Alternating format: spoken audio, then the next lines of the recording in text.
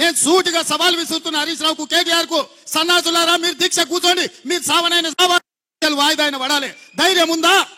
ఈ తెలంగాణ కోసం సావు నోట్ల తలకాయ పెట్టినని సన్నాసి కేసీఆర్ చెప్పేది నిజమే అయితే ఇక ఆయన కంటే వయసు మీద పడ్డది లేవలేనోడు అసలే కాలు ఇరిగింది, ఆయనను వదిలేయండి. కానీ మీరిద్దరు బావబామర్దులు బిల్లా రంగాలు రాండి ఆర్ట్స్ కాలేజ్ ముందల. గ్రామాలలో, తండాలలో, గూడాలలో పేదోళ్ళ పిల్లలు చదువుకోవాలి, టీచర్ల నియామకాలు చేపట్టాలి అని డిఎస్సి నోటిఫికేషన్ ఇచ్చి 11,500 ఉద్యోగ ఖాళీలు భర్తీ చేయడానికి ఇవాళ పరీక్షలు పెడితే ప్రతి తలమాసినోడు వచ్చి డిఎస్సి పరీక్షను పోస్ట్ పోన్ చేయమంటారు. నేను అడగదలుచుకున్న ఈ వేదిక మీద నుంచి 10 ఏళ్ళ డిఎస్సి నోటిఫికేషన్ ఇయ్యనందుకే కదా పిల్లలు కొట్లాడింది పరీక్షలు పెట్టమన్నది. 2022లో నోటిఫికేషన్ ఇస్తే ఇప్పటి వరకు పరీక్షలు జరగలేదు, పెట్టమనే కదా అన్నది.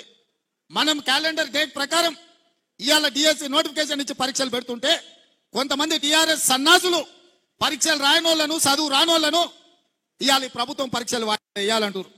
గ్రూప్ 1 పరీక్షలు వాయిదాలు వేయాలంటారు. 2022లో ఆనాడు 1:50 లాగా నోటిఫికేషన్ ఇచ్చి పరీక్షలు పెట్టాలనుకుంటూ పెట్టిన పరీక్షల ప్రశ్న పత్రాలు జిరాక్స్ సెంటర్లలో ఎక్కడ పడితే అక్కడ చౌరస్తాలలో పల్లి బఠానీలు అమ్మినట్టు అమ్మితే పరీక్షలు రద్దయిపోయినాయి. మనం వచ్చిన వెంబడే గ్రూప్ 1కు నోటిఫికేషన్ ఇచ్చి ప్రిలిమినరీ ఎగ్జామ్స్ మొత్తం నిర్వహించి సరైన సమయంలో 4 లక్షల మంది విద్యార్థులు పరీక్షలకు అప్లికేషన్లు పెట్టి 3 లక్షల మంది పరీక్షలు రాసి నిన్నగాక మొన్న 31,000 మందిని ఈ పరీక్షలకు పాస్ చేసి గ్రూప్ 1లో ప్రిలిమినరీ రిజల్ట్స్ ఇచ్చినాం. ఇప్పుడు మెయిన్ ఎగ్జామ్స్ మనం పెట్టాలంటే 1:50 కాదు 1:100 విలువ అంటే ఒక ఉద్యోగం ఉంటే 50 మందిని ప్రాథమిక పరీక్షలలో పాస్ చేసి మెయిన్ ఎగ్జామ్స్కు పిలుస్తామని చెప్పినాం. సగం దూరం వచ్చినాక ఇప్పుడు 50 కాదు 100 మంది పిలువ అంటారు. ఏందయ్యా ఈ దొంగన కొడుకుల ఆలోచన అంటే 1:100 పిలువంగానే కోర్టు స్టే ఇస్తుంది, పరీక్షలు రద్దు చేస్తుంది. నువ్వు నోటిఫికేషన్లా 1:50 ఇచ్చి పరీక్షలు అయిపోయినాక 1:100 ఎట్లా పిలుస్తావు? ఒక ఉద్యోగానికి 50 బదులు ఒక ఉద్యోగానికి 100 మందిని ఎట్లా పిలుస్తావు? అది తప్పు అని కోర్టు పరీక్షల్ని రద్దు చేస్తుంది. మళ్ళీ మొదటి నుంచి మొదలు పెడితే మళ్ళీ ఏడాది పోతుంది. 2011లో నోటిఫికేషన్ గ్రూప్ 1 ఇస్తే ఇప్పటి వరకు 13 ఏళ్ళ ఇంతవరకు పరీక్షలు జరగలే, నియామకాలు చేయలే. వయసులో ఉన్న పిల్లగాడు మధ్య వయసుకు వచ్చాడు, పెళ్ళైనోనికి పిల్లలైన వాళ్ళ పిల్లలు బడికి పోతారు, పరీక్షలు మాత్రం పూర్తి కాలే.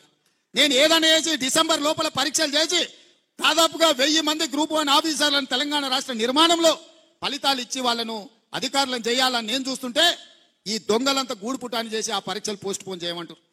ఇట్లనే గ్రూప్ 2 కూడా, అట్లనే గ్రూప్ 3 కూడా దానికి ఒక 5 లక్షల మంది, దీనికి ఒక 5 లక్షల మంది పరీక్షలకు ఈ రోజు హాజరుగానికి అప్లికేషన్లు పెట్టుకోరు. ఈ పరీక్షలు పోస్ట్ పోన్ చేస్తే కోచింగ్ సెంటర్లు బతుకుతాయి. ఒక్క నెల ఏదైనా పరీక్షలు గ్రూప్ 1 గ్రూప్ 2 పోస్ట్ పోన్ చేస్తే ఒక్కొక్క కోచింగ్ సెంటర్కు 100 కోట్ల రూపాయల ఫీజులు వస్తాయి. ఇవాళ కోచింగ్ సెంటర్ల మాఫియా కొంతమంది కిరాయి మనుషులను పెట్టి ఆ కిరాయి మనుషులతో రోడ్ల మీద ధర్నాలు చేసి పరీక్షలు పోస్ట్ పోన్ చేయమని అడుగుతున్నారు. ఇవాళ మాకు ప్రభుత్వానికి పోయేదేముంది? ఒకవేళ పరీక్షలు పోస్ట్ పోన్ చేస్తే విద్యార్థులకు నష్టం. కోచింగ్ సెంటర్లు 100 కోట్ల రూపాయలు కొల్లగొట్టడానికి కోచింగ్ సెంటర్లలో ఇవాళ పరీక్షల్ని వాయిదా ఏమని అడుగుతారు. గ్రామాన మీరు చెప్పండి, 10 ఏళ్ళు పరీక్షలు పెట్టలే, ప్రభుత్వ ఉద్యోగాలు ఇవ్వలే. కాంగ్రెస్ వచ్చిన ఎంబడే 30,000 ఉద్యోగాలు ఇచ్చింది, డిఎస్సి నోటిఫికేషన్ ఇచ్చింది, గ్రూప్ 1 నోటిఫికేషన్ ఇచ్చింది, గ్రూప్ 2 నోటిఫికేషన్ ఇచ్చింది, గ్రూప్ 3 నోటిఫికేషన్ ఇచ్చింది. రాబోయే డిసెంబర్ 9 తారీఖు లోపల ఈ పరీక్షల ఫలితాలన్నీ ఇచ్చి వేలాది మంది నిరుద్యోగ యువకులకు ఉద్యోగ అవకాశాలు ఇవ్వాలని మా ప్రభుత్వం ప్రయత్నం చేస్తుంటే పరీక్షలు వాయిదా ఏమంటారు?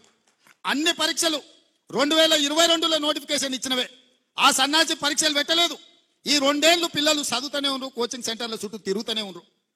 ఇప్పుడు కొత్తగా మళ్ళీ వాయిదా వేస్తే ఇవన్నీ కూడా కోచింగ్ సెంటర్లలో వాళ్ళ కోచింగ్ సెంటర్లు నడపనికే. మా దగ్గర కూడా అక్కడి నుంచి ఇక్కడ నుంచి పైరవి చేస్తారు. సార్ మేము కోచింగ్ సెంటర్లు పెట్టుకున్నదే ఇవి నడుస్తామని, నువ్వు అన్ని పరీక్షలు పెట్టి పిల్లలకు ఉద్యోగాలు మా దగ్గర ఎవరు చదువుకుంటాడు, మా వ్యాపారం మూతపడదా అని వస్తారు. ఇంత సిగ్గు తప్పిపోయారు. నిరుద్యోగ యువకుల బలహీనతను వ్యాపారంగా మార్చుకోవాలని కొన్ని కోచింగ్ సెంటర్ల యజమానులు ఈ ఆర్టిఫిషియల్ ఉద్యమాలను ఇవాళ మన కళ్ళగట్టినట్టు చూపించాలనే ప్రయత్నం చేస్తారు. ఎప్పుడు కేసీఆర్ బలహీన పడతాడో, ఎప్పుడు కేసీఆర్ పతనం అవుతాడో విద్యార్థులను రెచ్చగొట్టి వాళ్ళని సావగొట్టి వాళ్ళ శవాల మీద పార్టీని బతికించుకోవాలని ఈ సన్నాసోడు విద్యార్థుల శవం కోసం ప్రయత్నం చేస్తున్నాడు. ఆనాడు 6 అడుగులు ఉన్నాడు, 100 రూపాయలు పెట్టి లీటర్ పెట్రోల్ తెచ్చుకుండు, కానీ 10 పైసలు పెట్టి అగ్గిపెట్టే తెచ్చుకోలే. పెట్రోల్ డ్రామాతో హరీష్ రావు డ్రామా ఆడితే ఇది నిజం అనుకోని శ్రీకాంతాచార్య అని పేదోళ్ళ బిడ్డ పెట్రోల్ పోసుకొని తెలంగాణ ఉద్యమంలో ప్రాణ త్యాగం చేశాడు. అక్కడి నుంచి ఈశాన్ రెడ్డి, వేణుగోపాల్ రెడ్డి, కానిస్టేబుల్ కిష్టయ్య, యాదయ్య ఇట్లా వందలాది మంది పిల్లలు ప్రాణాలు తీసుకున్నారు. కానీ కేసీఆర్ కుటుంబంలో ఒక్కరైనా చచ్చిపోయినానే అన్నాడనా? మళ్ళీ ఇప్పుడు అదే అదే మోతిలాల్ అని ఒక లంబాడి బిడ్డను ఇవాళ రెచ్చగొట్టి దీక్ష కూసబెట్టారు. ఇంకొక పక్క చర్చన్ అని ఒక దళితుడిని దీక్ష కూసబెట్టారు. ఇవాళ ఇంకో కోచింగ్ సెంటర్ ఆయన దీక్ష కూర్చున్నాడు. ఎందుకు మోతిలాల్ కూర్చోవాలి, ఎందుకు పక్క చర్చన్ కూర్చోవాలి? నేను సూటిగా సవాల్ విసురుతున్న హరీష్ రావుకు, కేటీఆర్ కు, సన్నాసులారా మీరు దీక్ష కూర్చోండి, మీరు సావనైన వాయిదా అయిన పడాలి. ధైర్యం ఉందా? రాణి ఉస్మానియా యూనివర్సిటీకి వచ్చి ఆర్ట్స్ కాలేజ్ ముందర బామార్దుల ఆమరణ నిరాహార దీక్ష కూర్చోండి. గ్రూప్ 1 పరీక్షలు, గ్రూప్ 2 పరీక్షలు, గ్రూప్ 3 పరీక్షలు, డిఎస్సి పరీక్షలు వాయిదానన్న లేకపోతే మీ ప్రాణాలన్న పోవాలి అనే నినాదంతో మీరు ఆర్ట్స్ కాలేజ్ ముందర దీక్ష చేయండి. మేము కాపలా ఇస్తాం, మిమ్మల్ని ఎవ్వడు ఆపడు, సూతం ఎన్రోల్ చేస్తారు. మీరిద్దరు నిజంగానే పరీక్షలు వాయిదా వేయాలంటే, మీ వాటిలో బలం ఉంటే, ఈ తెలంగాణ కోసం సావు నోట్ల తలకాయ పెట్టినని సన్నాసి కేసీఆర్ చెప్పేది నిజమే అయితే, ఇక ఆయన కంటే వయసు మీద పట్టేది లేవలేనోడు అసలే కాలు ఇరిగింది, ఆయనను వదిలేయండి. కానీ మీరిద్దరు బావబామర్దులు బిల్లా రంగాలు రాండి ఆర్ట్స్ కాలేజ్ ముందల. మా ఎన్ఎస్యుఐ యూత్ కాంగ్రెస్ కార్యకర్తలు కంచేసి కాపాడతారు మిమ్మల్ని.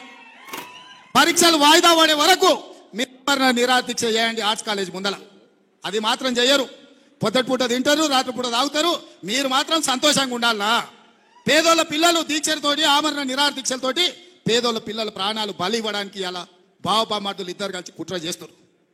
ఇవాళ అందుకే విద్యార్థులకి వేదిక మీద నుంచి నేను విజ్ఞప్తి చేస్తున్నా, వాళ్ళ పార్టీ బలహీన పడ్డప్పుడు, రాజకీయంగా వాళ్ళు సచ్చినప్పుడు విద్యార్థులను చంపి ఆ శవాల మీద పార్టీని నిర్మించుకోవాలని కుట్ర చేస్తున్నారు.